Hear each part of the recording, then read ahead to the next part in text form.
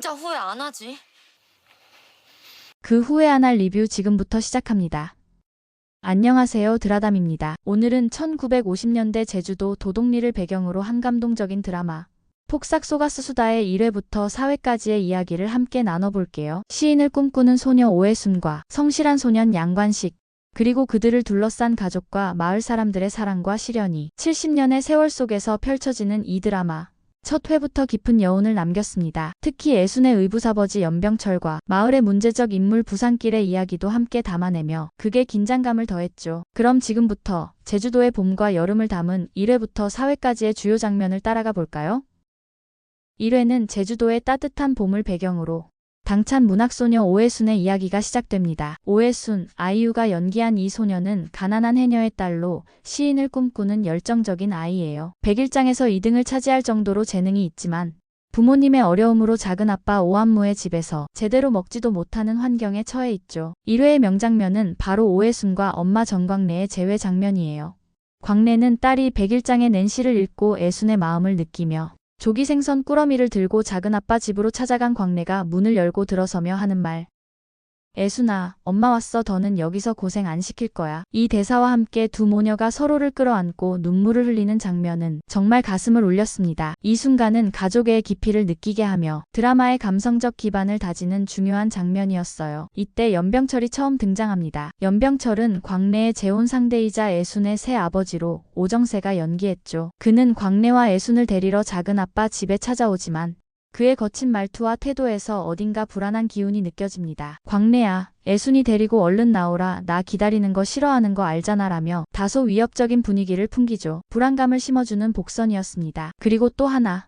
1회에서 빼놓을 수 없는 장면은 애순과 양관식의 풋풋한 첫 만남이에요. 관식은 마을에서 만나는 성실한 소년으로 애순과 티격태격하면서도 서로에게 끌리는 모습이 귀엽게 그려집니다. 너 참 별나다라며 애순을 바라보는 관식의 눈빛에서 설렘이 고스란히 전해졌죠. 이 장면은 두 사람의 로맨스가 어떻게 꽃필지 기대감을 심어줬습니다. 2회는 애순과 관식의 풋풋한 첫사랑이 본격적으로 시작됩니다. 애순은 여전히 시를 쓰며 꿈을 키우고 관식은 그런 애순을 묵묵히 지켜보며 마음을 키워가죠. 언덕 위에서 바다를 바라보며 시를 낭송하는 애순을 멀리서 바라보는 관식의 모습.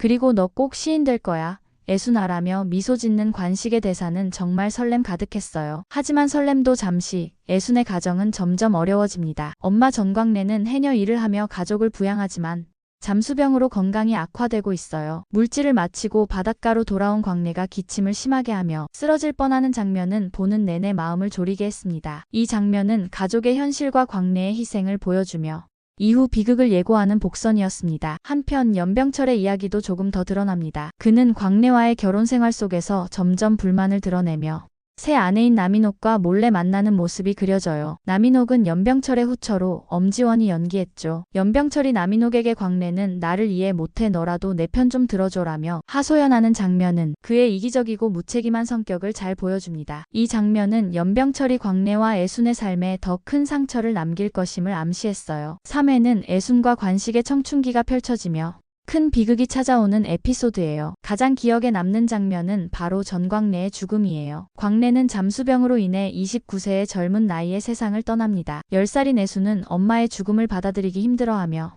장례식에서 엄마의 해녀 옷을 끌어안고 엄마, 나 혼자 두지 말라요 라며 오열하는 모습은 정말 가슴 아팠습니다. 이 장면은 애순의 상실감을 깊이 있게 보여주며 그녀의 삶에 큰 전환점을 가져왔어요. 광래의 죽음 이후 연병철의 무책임한 모습이 본격적으로 드러납니다. 그는 광래와의 사이에서 낳은 이부 동생들 염순남과 염순봉을 애순에게 떠넘기죠. 연병철의 무책임함은 애순의 어린 어깨에 더 큰 짐을 지우며 그녀의 삶을 더 힘겹게 만들었죠. 3회에서는 부산길도 본격적으로 등장하며 갈등을 일으킵니다. 부산길은 도곡리에서 오징어 배 선장을 하는 지역 유지로 최대훈이 연기했어요. 그는 애순의 맞선남으로 등장하지만 그의 폭력적인 성격이 드러나며 관식과 충돌하죠. 부산길이 관식에게 너 같은 놈이 애순이를 어찌 감당하겠냐?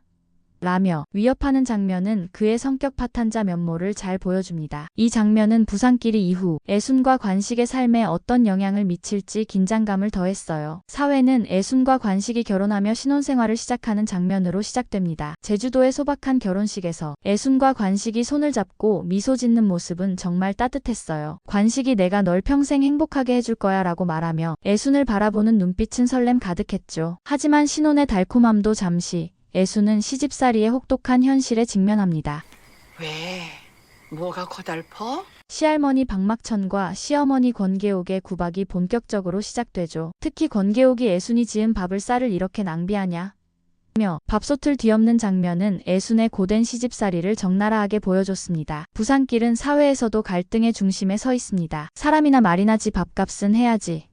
라며 어린 금명을 억지로 해녀 일을 시키려는 장면은 그의 이기적이고 폭력적인 면모를 다시금 보여줍니다. 이를 목격한 애순이 달려가 금명을 끌어안는 장면으로 이어지며 부산길과의 갈등이 더 심화될 것임을 예고했어요. 사회의 가장 감동적인 장면은 금명을 향한 애순의 모성애가 드러나는 순간이에요. 시집 식구들이 어린 금명을 바다로 데려가 해녀 일을 배우게 하려 하자 애순은 달려가 금명을 품에 안고 내 딸은 절대 해녀 안 시킬 거야 라며 오열합니다.